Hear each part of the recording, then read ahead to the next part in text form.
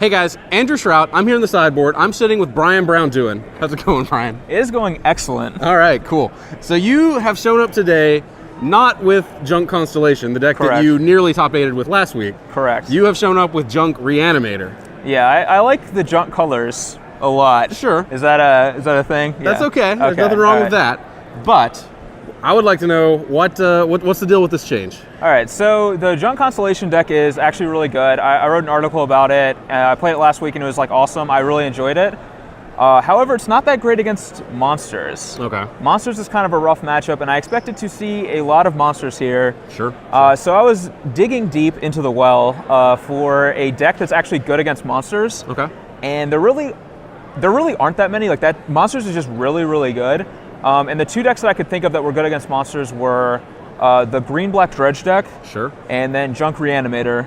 And I was losing on Moto with the green-black dredge deck to literally everything, so I decided I would go with Junk Reanimator instead. Okay. Yeah. So you went to graveyard strategies broadly then, and just kind of decided this was the best one? Yeah, and Reanimator is also extremely good against mono black as well. Okay. So I think having a deck that's good against like both of those two core strategies is like a fine place to be. Sure, that makes sense. So this deck it's kind of like a bigger mid-range deck, really, but it has kind of a reanimation side package, I suppose. Yeah. You have 4 Grizzly Salvage, 4 Stater Wayfinder, and those are your ways to put things into the graveyard. Then you have 4 Abzan 8 and 2 Whip of Erebos to kind of draw them back out. Yeah, so there is that like reanimation element, but unlike a like true Reanimator deck, I'm actually fine never casting an Abzan Aid. Sure. I had a match earlier where Grizzly Salvage and Stater Wayfinder milled over all 4 Abzan Aid and a Whip. Okay. And I just won by like casting Abzan, casting Elspeth, casting Vraska, like just playing big things anyway. Like I don't actually need to reanimate to win. It's just another element to the deck that like, you know, it lets your Abzan Aid be like a Vraska, an Abzan, an Elspeth, or, you know, a basic land forest sometimes. Okay. You know, whatever you need. Fair enough. The big, like, I guess reanimation target, quote unquote, here is Sylvan Primordial. You have 3 of those. Yep. Tell me a little about that card. So Sylvan Primordial has a big old body Sure. and has reach, so that's important right there. Blocks Desecration Demon, blocks Stormbreath Dragon. Okay. Pretty important in the metagame right now, but also blows up a non-creature permanent, and that's like really good with all the planeswalkers that people are playing. And I have blown up the land that has an Underworld Connections on it like 5 times today. Nice. Okay. So there's a lot of value to be had with Sylvan Primordial, and the reason I like it more than a card like Ashen Rider or Angel Serenity is because like Ashen Rider costs 8, and like I hard cast Primordial more than I reanimate it. Sure. So costing 8's a big deal. Also, the mana cost is sometimes restrictive. And then with Angel Serenity, it can't blow up lands or planeswalkers, Right. which is like a huge knock to it. And like decks like Mono Black can just kill it with the trigger on the stack, and you don't really get that much out of it. Okay. So being able to knock off Underworld Connections, the Tension Spheres, things like that, more important than being able to sweep creatures anyway, probably. Yeah, and there's like a lot of added value too in like getting a land. You can gain life with Courser, and it helps ramp you into like fueling later plays. Okay. Like you can play a Primordial, blow something up, get a land, or even Abzan 8 a Primordial, get a land, they kill it, but the land that you got like gave you your 8th mana to play a Whip and whip it back or Right, whatever. okay. There's just a lot of value to be had there. Okay, cool.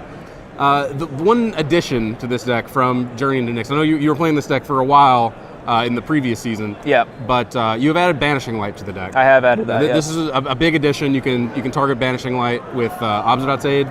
Yes. So how important is that card to the deck? Very important. One of the hardest cards to beat for this deck was the card Jace, Architect of Thought. Sure.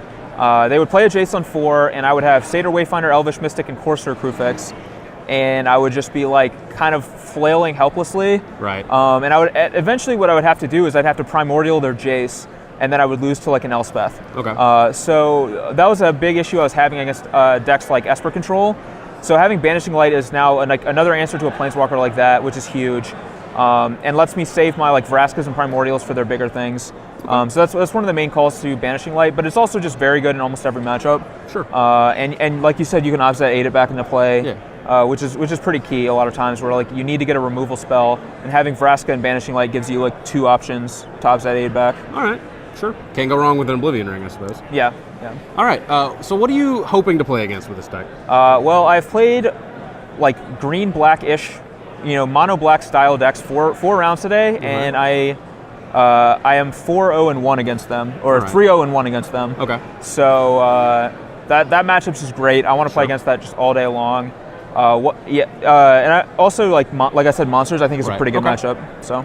All right, so those are the big ones you're hoping to find. Yeah. What are you hoping to avoid? What's your bad matchup with this deck? So I have a special deck name for the deck, which I will not repeat because it is not airworthy, but it does involve we won't allow it. my disdain towards Fire Drinker Satyr, as I have 14 copies. I have 14 cards in my deck that cost 5 mana or more.